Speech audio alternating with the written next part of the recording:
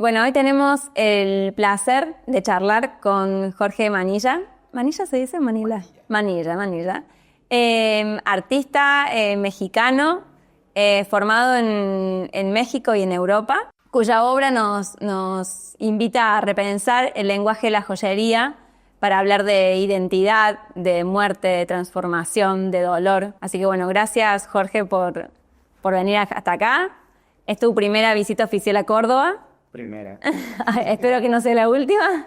Así que, bueno, me gustaría saber por ahí cuál fue tu primer contacto con la joyería, qué te llevó a iniciar por ese camino. En teoría el primer contacto es familiar, ¿no? Yo vengo de familia de orfebres, quinta generación. Wow. Pero prácticamente hace unos 30 años aproximadamente que entró a estudiar, porque no aprendí yo de la familia, o sea, aprendí visualmente todo, pero realmente nunca tuve una formación con ellos. La formación llegó después. Llegó después. Empezaste primero por la escultura. Y yo empecé primero por la escultura y por quererme inscribir en una parte, en el área de escultura, en una escuela, me equivoqué de puerta, entré al taller de joyería y salí inscrito. Ese es, sí, un error grato, sí. Sí, muy mágico ese momento. Bueno, un poco la idea de esta entrevista es como conocer el lado B de Jorge, el lado interno, el que no se muestra, en las obras, digamos, sino que está muy adentro. Me gustaría saber, por ejemplo, ¿cuál fue tu primera frustración como artista? El no saber cómo ser artista y no tener los medios para hacer. Como limitantes que uno se pone, porque después si lo quieres, lo consigues. Y el tener una percepción errónea de lo que significa ser artista, ¿no? O sea, siempre nosotros nos dificultamos más el ser artistas, ya con una limitación mental pero no comenzamos a trabajar. Entonces no podemos definir cómo ser si no entra. Nos limitamos por carencia de materiales, de dinero, pero en realidad es carencia de conocimiento. ¿Y cómo llegaste vos a decir, cómo fue la primera vez que dijiste soy un artista? O sea, ¿cuándo fue esa primera vez que dijiste? ¿No lo decís? Y bueno, no, creo que es un proceso de vida, ¿no? Y siempre creo que se vuelve primero un aprendizaje y después un estilo de vida y luego un proceso de vida, ¿no? O sea, el estilo de vida es que tienes que conectar todo, no puede ser. Yo creo que cuando quieres entrar en este mundo creativo no puede ser de ratitos, ¿no? O sea, tienes que ir por todo. Y ahí fue el momento cuando una vez no tenía yo... Sí, no tenía presupuesto en general para vivir y había dos opciones, cambiar totalmente o encontrar la forma. Y me recuerdo que no tenía material, hice unos como dibujos en papel periódico del diario y con algunas pinturas, materiales de reciclaje para colgar unas obras en una exposición y las vendí. Y ese fue el momento que yo dije, ok, no necesito los materiales más sofisticados, necesito querer hacerlo, ¿no? Y esa se repitió algunas veces y ahí fue donde yo entendí que sí podía hacerlo. Que no había, la limitación eras vos, como decís, o sea, lo que uno piensa. Sí, y hacerse presente sin pretensión, pero estar presente, entrar en los circuitos, entrar en las exposiciones, actualizarme, eso. Muchas veces pasa o siento que en el aula se habla mucho de esta cosa del síndrome del impostor del artista, de no sentirse lo suficientemente bueno para ponerse en una convocatoria, para presentar una obra. ¿Cómo llevabas, mientras vos estudiabas arte o estudiabas joyería, cómo llevabas ese síndrome del impostor? Cuando estudié joyería en México, ahí yo estaba muy entregado al proceso, ¿no? Pero era muy técnico también. Entonces era para mí no era una limitante hacer las cosas mal y repetirlas, porque yo sabía que era la manera de aprender. El problema empezó cuando yo no quería hacer lo mismo. ¿Cómo diferenciaba lo que era un ejercicio técnico a algo que era realmente yo? Ahí empezó el problema. Y ahí yo siempre creía que no era como suficientemente bueno o interesante lo que hacía. Y me volvió a pasar lo mismo, rompiendo o utilizando la técnica, haciendo algo diferente. Para darte un ejemplo, nos dieron el ejercicio de calado y calábamos placas, pero después nos daban un ejercicio libre. Y entonces yo empecé a calar pequeñas piezas y formé todo un esqueleto articulado, una marioneta. Claro.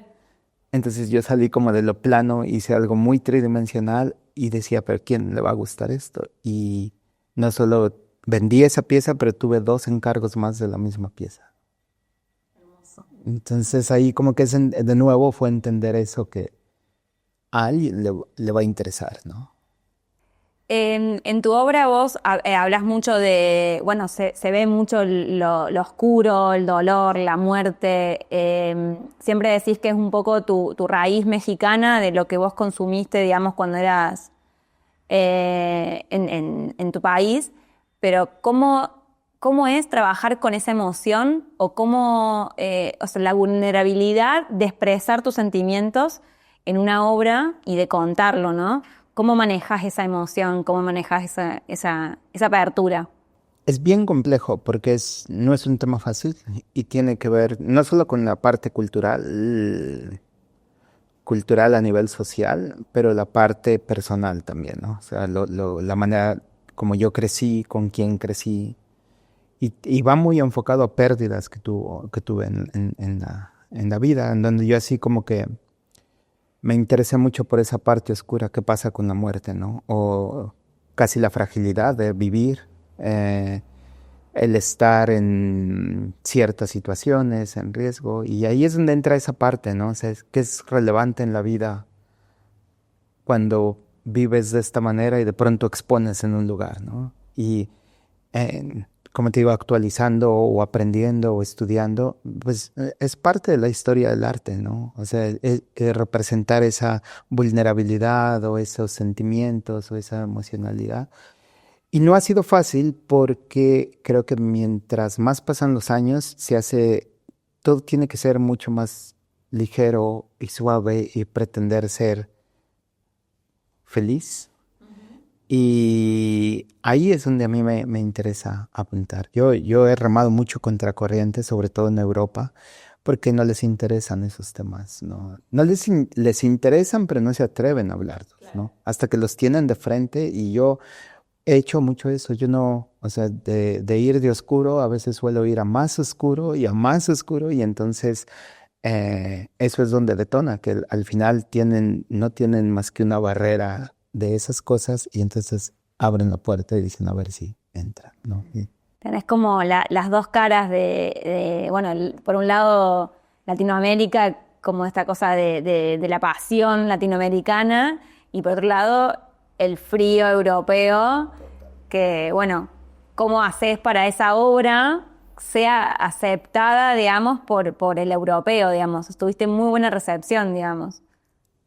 Abrí las puertas, porque en realidad es que la gente espera mucho, o sea, nos basamos mucho en clichés y a mí me veían mexicano y esperaban que yo hiciera colores, cosas un poco México mágico, realista, y yo siempre decía, no es esa, realmente es parte de la cultura mexicana, pero no es la esencia, o no es mi esencia, ¿no? Y entonces yo discutía mucho con mis profesores porque siempre me decían, es que eso no es típico mexicano. Yo les decía, ¿qué es típico mexicano? Yo soy mexicano y no sé qué es típico, ¿no? Entonces yo me basaba más como en otro proceso y ahí siempre el juego de los materiales fue importante para mí, ¿no? O sea, cómo yo expresaba por medio de materiales. Y eso fue claro, bien interesante. Hoy hoy tu trabajo es en la Universidad de Oslo. Bueno, en su mayoría había escandinavos, digamos, estudiando, pero también había una gran porción de latinoamericanos en la universidad. No, No. A ver, siempre ha habido a ver, te cuento desde el aplicar para esa posición, yo soy profesor titular del área de metales. Y llegar ahí ya fue complejo, porque aplicamos muchos, te hablo muchos, a nivel internacional, o sea, de Estados Unidos, de toda Europa. Y vas entrando por un proceso de selección que dura aproximadamente un año. O sea, y vas pasando a la siguiente ronda y a la siguiente ronda. Los últimos tres te invitan a defender tu posición por qué tú tienes que ser el elegido por medio de una conferencia en donde tienes que responder a una pregunta que ellos te hacen en modo de conferencia de 25 minutos. Wow. Y esa pregunta va enfocada en tu propia aplicación, pero aparte es como muy, ¿cómo se dice? Como muy táctica para ver cuál es tu filosofía sobre lo que vas a hacer allí. Y cuando una de las cosas que a mí me interesaban mucho era la internacionalización de los estudios y también la influencia. Yo como migrante es en lo que más me he desarrollado estando en Europa y me interesaba mucho traer esa mirada en la universidad. Porque en Europa Central es más fácil encontrar latinos, en Escandinavia no.